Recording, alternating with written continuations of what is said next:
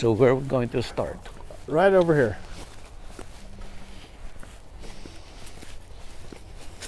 So you mean you need to have your own orchard to take care of bees?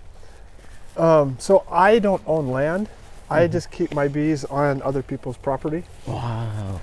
And so that's what it makes it easy to get into beekeeping. To get into farming, it's harder because you need to buy land or lease a lot of land. But with bees, you can start with just one hive on someone else's property. That's a new concept. We don't realize that. Yeah. Yeah. Gusto mo bang matuto ng agribusiness, crops, livestock and poultry, aquaculture, at ma-inspire sa mga success stories? Agribusiness, how it works! As a YouTube channel, Agribusiness features entrepreneurs, farmers, organizations, OFWs, investors. However, beyond our usual content and official endorsements, Agribusiness does not engage in other business dealings with them. While our viewers and featured individuals and entities may choose to pursue business deals with each other on their own, we encourage them to be cautious in doing so. In the Philippines, the beekeepers, the first problem is they have to establish their own farms. They have to plant trees, things like that. Yeah. So it will take some time.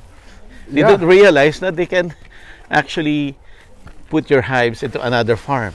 Yeah. Yeah. So in the valley here, there's a lot of almonds.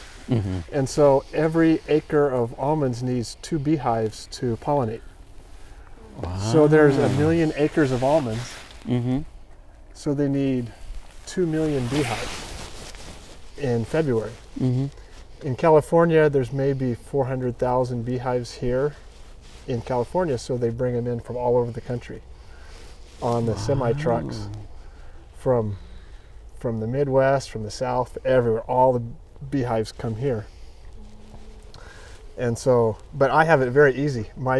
This farm, it's plums and apples, which requires the bee pollination.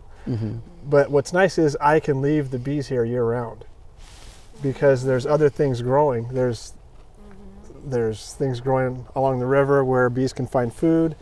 There's and it's an organic farm, and so so there's some clover growing out there and flowers, and the bees find food there. Like this right here. There's a lot of this growing, which is vetch. And so, like especially in that orchard, there's a lot of vetch. So in the spring, there's a lot of little blue flowers. In fact, there's a little blue flower right there. This one? Yeah, yeah. So in the spring, there's a lot of the flowers. So this is just a weed? It's kind of considered a cover crop. Oh, cover crop. Because it's a legume, and so it fixes nitrogen into the soil, so it's good for the trees, and it's good for the bees. Oh, I see. And then clover also. And so what I do, on my beehives, I put them out in the orchard. We can walk out here and see some. Daren, before we continue, please introduce yourself. Okay.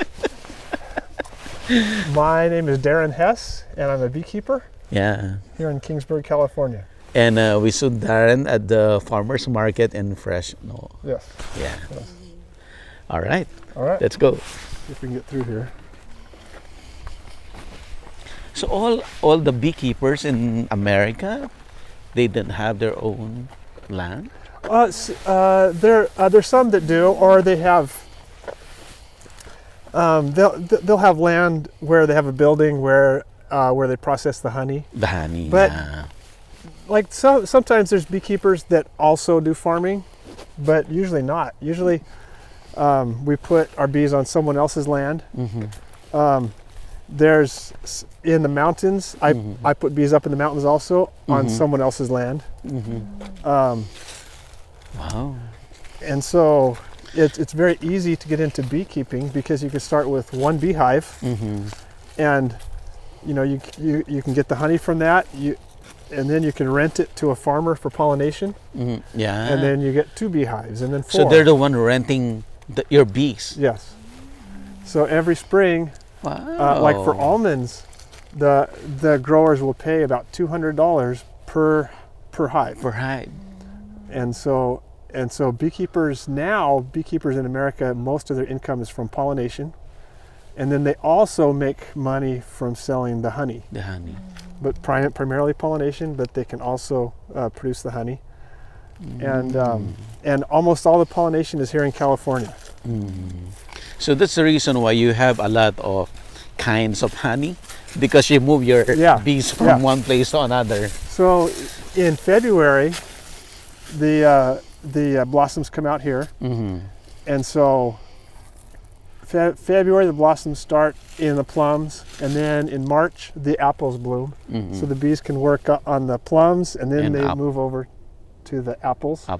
And then when the apples are done, there's kiwi fruit about a mile from here. So then I'll pick up the bees and move them over to the kiwi fruit, and they're there for maybe 2 months. Then after that, there's a farm about 10 miles from here that has jujube fruit, and so I put the bees in there, and those trees bloom all summer, which is really great. There's not too many crops that have blossoms all summer long. There's not much food around here for the bees during the summer because it's too hot. And then I also move bees up to the mountains where it's cooler, and there's more flowers during the summer. And then I can also move them out to the coast where it's cooler, and then and there's more flowers because it's cooler during the summer. So I have hives, and I do it different than a lot of beekeepers. All of mine are single. There's a lot of most beekeepers have bees on a pallet. There's 4 to a pallet. I like doing them single because bees like to be separated out a lot. They don't like to be too close together, because in nature they spread out. So they stay healthier that way. Oh, I see. And there's less competition for food. And right now it's about 50 or 55 degrees, so it's too cold for the bees to come out. Usually at about 55 degrees the bees will start coming out, but it's too cold right now. But it's pretty interesting. The bees stay warm during the winter. They eat honey for energy, and then they vibrate their muscles, and that creates heat. So inside the hive it can be about 90 degrees Fahrenheit, even if it's freezing outside. Wow. So right now, because there's no apple, what they're eating? They're eating the honey that they have stored. So it's interesting. So the blossoms and the flowers have nectar, which is sort of like juice. It's a consistency of juice, and that's their food. But the problem is they need to eat during the winter also, and that will spoil. And so that's why they take the nectar and they turn it into honey. They basically preserve the nectar so they can eat it during the winter, because honey does not go bad, and they can make more than they need. So we can take the extra, and we can put it in our tea or on our toast. And so during off season, you don't need to put a artificial food for them. Most beekeepers will feed them during the winter, but one of the primary reasons for that is so that the bees will think it's spring, and then the queen will lay eggs, and they'll grow the population. But I don't do that. I like to let the bees just have the food that they stored, and then their population shrinks, and then in the spring, in January, it starts to grow again, and it goes through a natural cycle like that. But for almond pollination here, they like to have big beehives in February, which is still winter. And so they feed them all winter, so the population's big, so when they put it into the orchard, there's a lot of bees to pollinate. Oh, I see. But for the bees, it's better if they go through the cycle where they can shrink their population, then expand it and shrink it. And also by separating the hives out, they stay healthier, so they don't need as much medication and things like that. Medication? Yeah, because there's some parasites that mites get, and if there's a lot of hives together, they spread the parasites between the hives. But this way, when they're spread out, they just stay healthier. By moving your colony from one place to another, is there a danger for them to be killed or something because some other farms are not practicing organic and they're using Yes. chemicals? I'm very lucky to keep my bees on this organic farm, but there are, most farms, they're just not as good for two reasons. There's, because they spray the chemicals, and on an organic farm, there's all this growing where the bees can find pollen. Even in the weeds, they can find some food, or if there's clover growing. So for them to be able to find real food, a nutritious pollen and nectar, because in a farm that's not organic, there's no weeds, there's no grass, there's no flowers. And so it might as well be the Sahara Desert. After the blossoms are gone, there's nothing. No food at all. There's no food at all. So I'm very lucky to have a farm because it's cleaner, no pesticides, and there's food for them. And so it's just so much better for a lot of different reasons. So normally, what's the harvest season for the honey? The honey, we can harvest at different times. In California, it's a very long season. So we can harvest probably in April. And then I think, and then in April also the oranges bloom. So here we move the bees into oranges, and they can make a lot of honey in the oranges. So that's in April, and then harvest that honey in May. And then it just depends. There's various times of the year when we can harvest, and then like alfalfa honey we can harvest during the summer, and then in the fall we can take more honey out. If they have plenty of honey, we can take some out, or we can put some back in if they don't have enough. So you harvest the honey first before you have to move it from another location? Yeah, so if we put them into oranges, then we'll take the orange honey out. Yes. And so we can keep that as orange honey. Yeah. And then move it to another location, and then give them some space to make more honey, and then take that honey out. Yeah. So you can get honey for, let's say, for a short time, in a couple of 1 or 2 months, you can get honey. Yes. Sometimes, like with oranges, in 2 months you can have a whole crop, and each hive might make 50 pounds of honey, or more. And then you can take that crop out and harvest that. In other parts of the country, like in North Dakota, where the summer is really short, they'll have one crop. They'll have clover, and it's a lot of clover for a short time, and then they'll harvest that, and then they'll be done. But then what they do, the bees that are there, they'll move them to California for the winter where it's warmer, and then they'll be here, and they'll be prepared for the almonds when the blossoms come out in February. And so they'll migrate the bees all over the country. After California, they might go up to Washington State for apples, and then back to North Dakota for clover, and just move them all over. But mine just move a very short distance. It's very convenient. And then I can show you. So this building here is where I process the honey.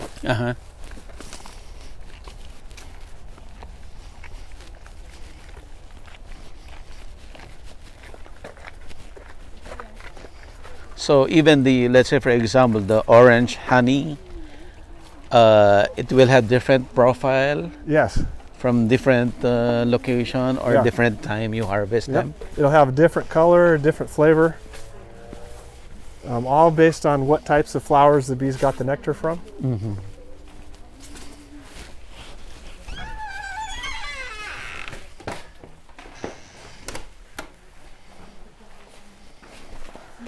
Come on through here, and we keep it nice and warm in here. The honey. Ito, honey ko na.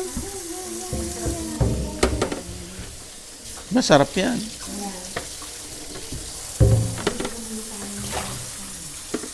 tingnan mo sila.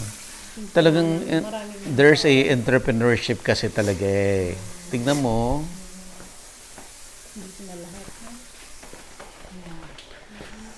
It's really an eye opener to me. Yeah. That you don't need a huge farm to have your own colonies. Yeah. And so me in particular, I do it very different than most beekeepers. Like most beekeepers, you grow it as big as you can. Yeah. And then you have the pollination, the honey and everything. But for me, I like managing the bees differently. Not like a factory farm. Yes, more yes, like kind of like Robert does. So I thought, how can I make a living on the fewest bees possible? And so a lot of beekeepers with a lot of beehives, they'll sell the honey in the big barrels, and they'll sell it that way wholesale. Yes, you know, and they make money off of it, but there's a big difference between the wholesale and the retail price. Retail, yeah. You know, and so all the honey we make, we sell to the public for a much better price, but it's more work too. Yes. And then we do. So and then what happens with bees when bees swarm in the spring, they split to reproduce, and then they go looking for a home, and they move into someone's wall, and then they're a big problem. Like they move into the wall of a house, and then they pay us to come out and cut the wall open and take the bees out. And so I make an income that way too. And then we do tours and field trips out on the farm. We have kids that come out, and then I have to show you something real quick here. Oh. If you harvest. Well, yeah, but then we have tours, and then kids can come out, and then we have little bee suits. Yes. And then we go open up a beehive, and the kids can see inside, so it's educational. And we have school buses that come out, and or families. So I have a lot of bee suits. A lot of work because you're also the one who's going to sell it at the farmer's market. Yeah. So but it's more rewarding. It is. It is. So let's go back in here, and then let me get this organized here.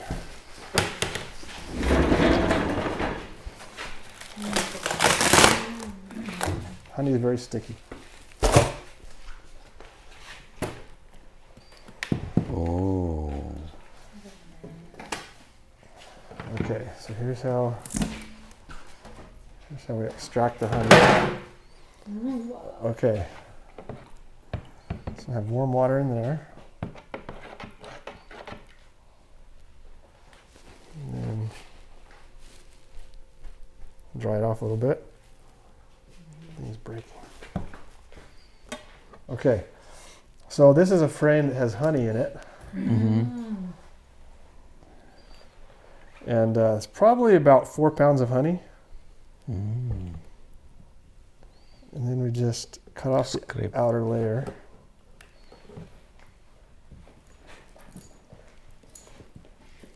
Wow.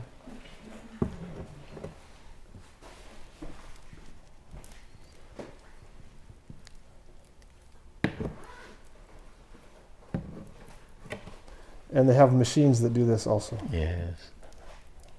But I'm a smaller beekeeper, so I get it this way.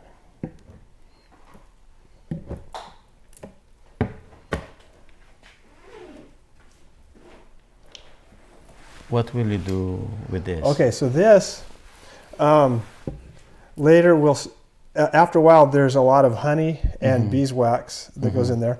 So then we'll strain that to get the honey out of it. And then the beeswax we take outside, and then the bees will come and clean it up. And they'll take any drops of honey that are still there, and they'll bring it back to the hive. And then we'll wash it, and then we'll melt it. And then we produce the beeswax for candles and things like that. And then my daughter, she makes lip balm, and she's making a lot of money. Oh yeah, yeah. So she takes the beeswax and other ingredients and she makes a lip balm, and she has almost enough to buy a car now. Oh wow, So- that's amazing. Ito yung extractor. Yeah. So then we put that in there, and I need to do one more so that it's balanced. Yeah. You have to have an even number. So then I'll take this one right here. And normally I do both sides, but for now, to save time, we'll just do one side of each one.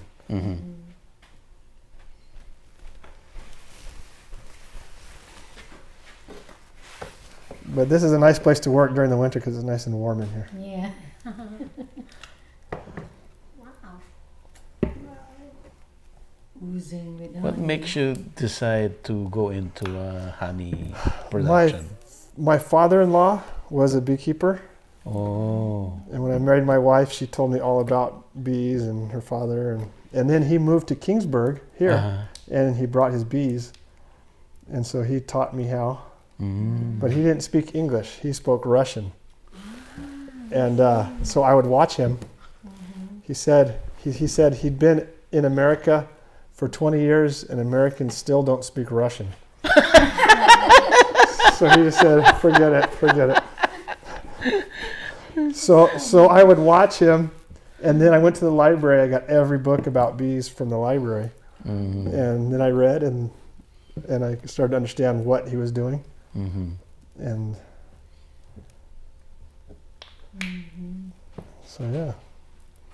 So my wife has had free honey her whole life. So if we ever run out at home, she looks at me like, "What? How is that possible?" Yeah. She thinks the honey's just free, just always there. Okay, so now we put this in here. So we got Right. 2 of them. Masasarap na honey, nakikita ko. And then let's see if it's Yeah. turned on. At least you have a portable extractor. What? This is a portable extractor. Yeah, it's a small one. Yeah.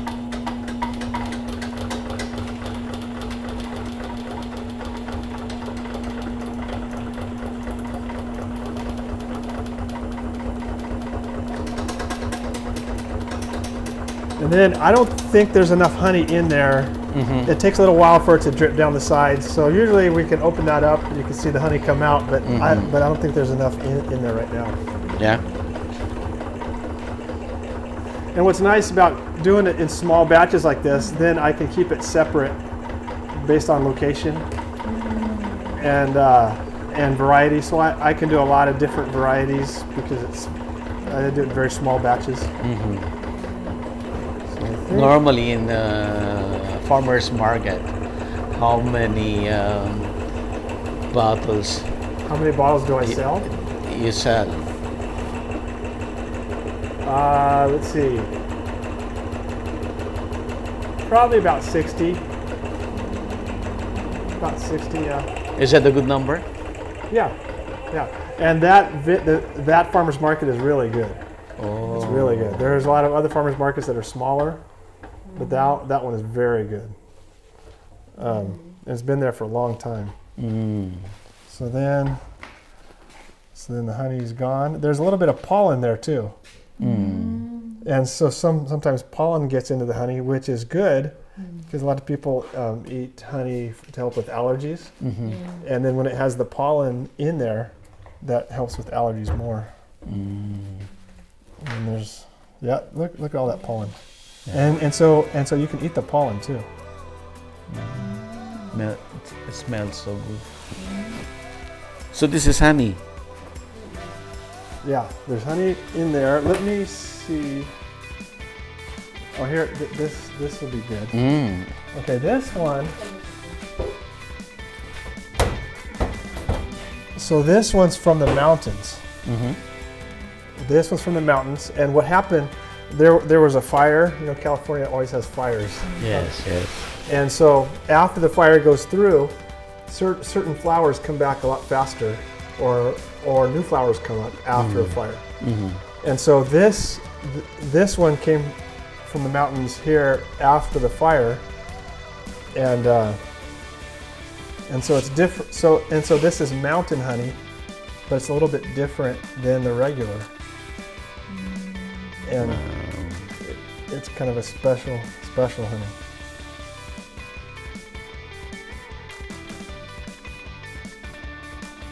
And sometimes I'll put bees in a new place and they'll make an interesting honey, and I like it so much, and so I just keep it for myself. I don't tell anybody else about it.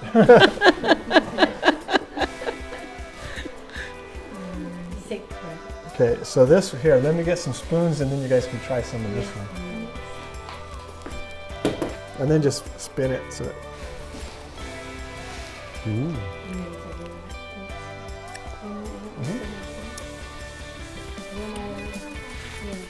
Thick and